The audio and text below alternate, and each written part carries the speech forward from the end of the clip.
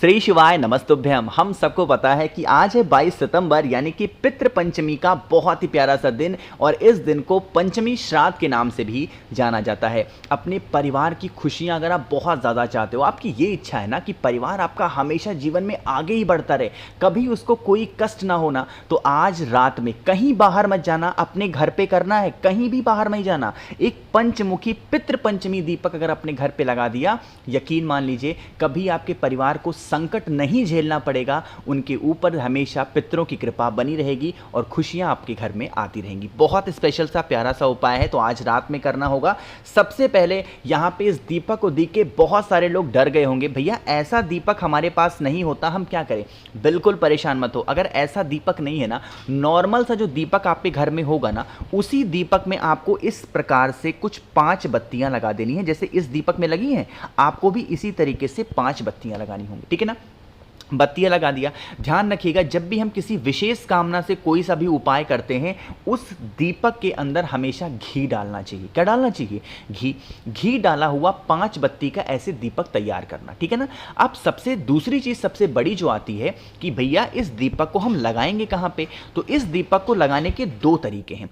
सबसे पहला, आप चाहो तो उस दीपक को महादेव के शिवलिंग के पास लगा सकते हो, और दूसरा अगर आप ये चाहो तो आप अपने घर के चौखट पे, जो हमारे घर का मेन गेट होता है लोहे वाला ना, उस स्थान पर भी आप उस दीपक को लगा सकते हो। तरीका समझने की कोशिश करिएगा कि लगाओगे कैसे। आपने मान लीजिए कि यहां पे लगाना आपने स्टार्ट किया, तो आपको क्या करना है, ऐसे दीपक को रखेंगे। मैंने आपको एक बात और बता रखी है कि दीपक को कभी भी डायरेक्ट जमीन पे नहीं रखते हैं। आपको इस दीपक के अंदर थोड़ा सा चावल का दाना, 1 चुटकी चावल के दाने को रख देना। चावल का दाना रखने के बाद में आपको इस दीपक के अंदर 5 बत्तियां कुछ इस प्रकार से लगानी है, जैसे मैं लगा रहा हूं इसी तरीके से 5 बत्तियां लगाओगे। अब इस 5 बत्तियों को जलाने का भी एक नियम है, एक विधि है, उसी विधि को समझिएगा। आपको जो सबसे पहली बत्ती लगानी होगी वो भगवान शिव के नाम की लगानी है। किसके नाम की? भगवान शिव के नाम की। जो दूसरी बत्ती आपको लगानी है, किसके नाम की लगाओगे? भगवान गणेश, विघ्नहर्ता भगवान गणेश के नाम की दूसरी बत्ती आपको प्रज्वलित करनी है, जलानी है। 2 हो गए। तीसरी बत्ती जो आपको जलानी है, माँ दुर्गा, जगत जननी जगदम्बा माँ दुर्गा के नाम की तीसरी बत्ती जलानी है। जो चौथी बत्ती आपको जलानी है, भगवान सूर्य के नाम की। जितनी चीजें बता रहा हूं सारी चीजें नोट करते चलो, वरना भूल जाओगे उपाय के टाइम में, पक्का कह रहा हूं भूल जाओगे, तो नोट करते हुए चलना। चौथी बत्ती किसके नाम की जलाओगे? भगवान सूर्य के नाम की। और जो 5वीं बत्ती जलाओगे वो भगवान विष्णु के नाम की। अगर आपको याद होगा तो ये 5 देवी देवताओं के जो मैंने नाम बताए हैं, यही नाम होते हैं शिव पंचायत में। हमारे घर की सभी तकलीफों को कौन देखता है? शिव पंचायत। तो जो पितृ पंचमी का दिन है, ये पंचमुखी दीपक में 5 बत्तियां लगा करके जो भी व्यक्ति शिव पंचायत के नाम की लगा देता है, उनसे पितृ हमेशा खुश रहते हैं, कभी उनके घर में कोई संकट नहीं आता। अभी वीडियो खत्म नहीं हुई, दीपक तो आपने जला दिया। महीना कौन सा चल रहा है? पितृपक्ष का। तो पितृपक्ष के अंदर कोई भी दीपक बिना काले तिल के नहीं जलाया जाता। तो आपको इस दीपक के अंदर क्या करना है? 1 चुटकी काला तिल भी जरूर डाल देना। यकीन मान लीजिए, अगर इस उपाय को आपने पूरे विधि विधान के साथ कर लिया ना, कोई संकट, कोई भी तकलीफें आपके घर में नहीं आएंगे, ठीक है ना।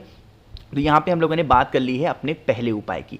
आगे बढ़ते हैं, अब इस पितृ पंचमी पे करने वाले हम लोग अपने दूसरे उपाय की तरफ, और सबसे पहले बात करते हैं इस दूसरे उपाय के फायदे क्या हैं। जैसे मान लीजिए कि घर में आपके हर छोटी बात को लेके लड़ाई होती है, हर छोटी बात को लेके, मतलब घर में शांति हुई 1 घंटा 2 घंटे, तब तक देखा 4 घंटे लड़ाई चल रही है। ऐसी सिचुएशन आज के टाइम पे मैक्सिमम घरों में देखी गई है। आपको उन्हीं लड़ाइयों को दूर करना है, और आपको पता भी नहीं होगा कि ये लड़ाइयाँ किसकी वजह से होती हैं। पितृ दोष हमारे घर में आ जाता है ना। क्या करना है? आपको चावल के दाने लेने, कितने? 7 चावल के दाने लेना, गिन करके, जो कहीं से खंडित ना हो, टूटे ना हो। इस उपाय को भी घर पे ही करना, कहीं बाहर न जाना। 7 चावल के दाने लेंगे। चावल के दाने के साथ में आपको शमी का पत्ता भी लेना है, ठीक है ना। ध्यान रखिएगा, शमी का पत्ता जरूर लीजिएगा, मात्र 1 सिर्फ। शमी पत्र लेने के बाद में एक छोटी सी कटोरी ले लेना है ना। इस कटोरी के अंदर सबसे पहले करोगे, जल भरोगे। इसी जल के अंदर थोड़ा सा घर में किसी भी पवित्र नदी का जल, अगर गंगा जल हो तब तो बहुत अच्छी बात है, और गंगा जल नहीं है तो किसी भी पवित्र नदी का जल इस कटोरी के अंदर डाल देना। मैंने आप लोग को 7 चावल के दाने दिखाए, मैंने आपको शमी का पत्ता दिखाया। ध्यान रखिएगा, इस कलश के अंदर कुछ भी नहीं डालना, सिर्फ जल और गंगा जल होना चाहिए। 7 चावल के दाने और 1 शमी पत्र अपने हाथ में रखेंगे। इस कलश को उठाना, आपके घर में जहाँ पे भी आरओ लगा हो, मटका हो, परिंदा हो, उस कटोरी को रख करके इस कटोरी के ऊपर एक छोटा सा प्लेट रख देना, जैसे मैं रख रहा हूँ, प्लेट रख देना और इसी प्लेट के ऊपर जो मैंने आपको 7 चावल के दाने दिखाए वो रखेंगे और एक समी का पत्ता रखेंगे।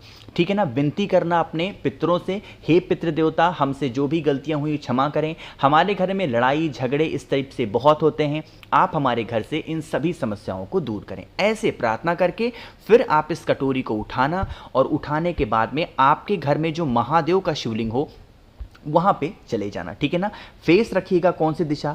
उत्तर दिशा। सबसे पहला काम, आपके उस प्लेट के ऊपर जो 7 चावल के दाने हैं और समी का पत्ता है, उसमें से एक समी का पत्ता जिस स्थान से जल नीचे गिरने ही वाला होता है उस स्थान पे समर्पित करना और जो आपके पास में चावल के दाने हैं उसे माता अशोक सुंदरी के स्थान पे चढ़ा देना। ठीक है ना। चढ़ाने के बाद में जो आपके पास में कटोरी है जिसके अंदर गंगा जल है, उस जल को महादेव के शिवलिंग के ऊपर अपने पितरों का स्मरण करते हुए, पितरों का ध्यान करते हुए अगर आप डाल देते हैं तो आपके घर में कभी लड़ाई झगड़े नहीं होंगे, हमेशा आपकी पूरी फैमिली, आपका पूरा परिवार खुश रहेगा। ठीक है ना। समझ रहे हो मेरी बात को? तो करना जरूर है। सुबह करना हो सुबह कर लो, शाम को करना है तो शाम को भी कर सकते हो, कोई इशू नहीं है, कोई दिक्कत नहीं है। 2 उपाय आपको समझ में आ गए हैं। आगे बढ़ते हैं पितरों को खुश करने के लिए इस वीडियो के हम लोग अपने तीसरे उपाय की तरफ। लेकिन यह उपाय अब करना कैसे है, कहां पे करना है और क्या तरीका है इसका, वो तब बताऊंगा जब जल्दी से कर दोगे वीडियो को लाइक और जिसने अभी तक चैनल को सब्सक्राइब नहीं किया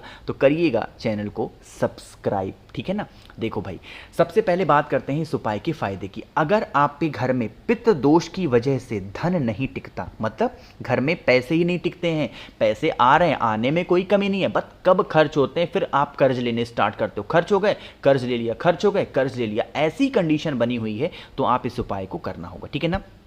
इस उपाय के लिए हमें जरूरत पड़ेगी मात्र एक सफेद पुष्प की। ठीक है ना। अगर मान लो सफेद फूल नहीं मिल पाता तो जो भी फूल आपके घर में अवेलेबल हो कोई सा भी एक फूल ले लेना, कोई भी एक फूल, लेकिन पहले कोशिश करना सफेद फूल लेने की। सफेद फूल के बाद में हमें फिर से जरूरत पड़ेगी शमी के पत्ते की। कितने शमी के पत्ते?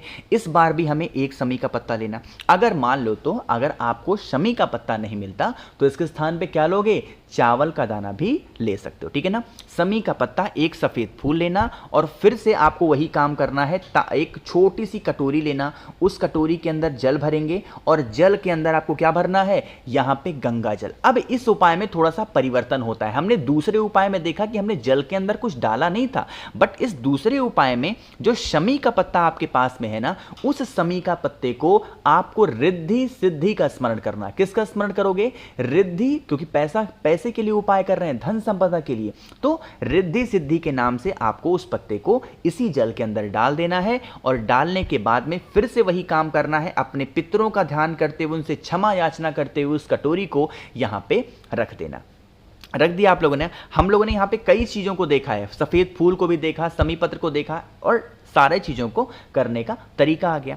यहां से उस कटोरी को उठाएंगे और पहुंच जाएंगे महादेव के शिवलिंग के पास में। मैंने आपको परसों भी बताया था कि शिवलिंग के पास में जो पितरों का स्थान होता है वो कौन सा होता है? जब हम जल चढ़ाते हैं जिस जगह पे नीचे जल गिरता है वही किसका स्थान होता है? हमारे पितरों का। तो अपने पितृ देवता अर्यमन का नाम लेना है। किसका स्मरण करोगे? पितृ देवता अर्यमन का ध्यान करते हुए सफेद पुष्प को नीचे रखेंगे और उसके बाद में जो आपके पास में कलश में कटोरी में जल है जिसके अंदर शमी का पत्ता है, वो कुंद केशवर महादेव, फिर से बोल रहा हूं, कुंद केशवर महादेव के नाम से अगर आपने समर्पित कर दिया, यकीन मान लीजिए कभी कोई संकट आपके जीवन में नहीं आ सकता। ठीक है ना। खासकर धन संपदा को लेकर तो आपकी जो समस्याएं होंगी वो सारी खत्म होंगी।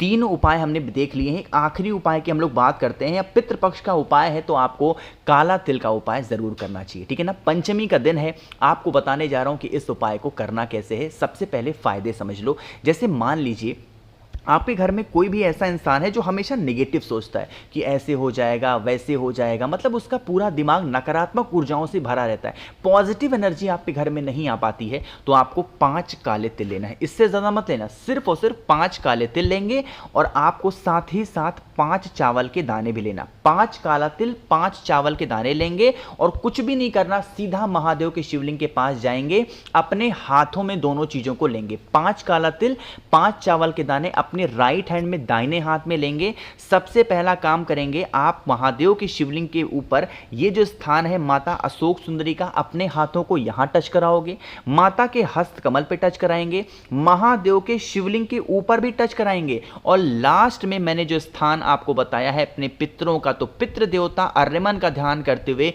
यहां पर आपको वही 5 काले तिल और 5 चावल का दाना अगर आप रख देते हैं तो आपके घर से पितृदोष खत्म हो जाएगा और आपके घर में पॉजिटिव एनर्जी आना स्टार्ट हो जाएगी। इससे आसान उपाय क्या कोई हो सकता है पंचमी तिथि का? तो करके देखिएगा, बहुत सारे आसान से उपाय थे। बाकी वीडियो पसंद आई हो तो लाइक करिएगा, कुछ पूछना है नहीं समझ में आया नीचे कमेंट सेक्शन में पूछें। मेरे जितने भी भाई बहन आवाज़ मेरी पहली बार सुन रहे हैं चैनल को ज़रूर सब्सक्राइब करेंगे।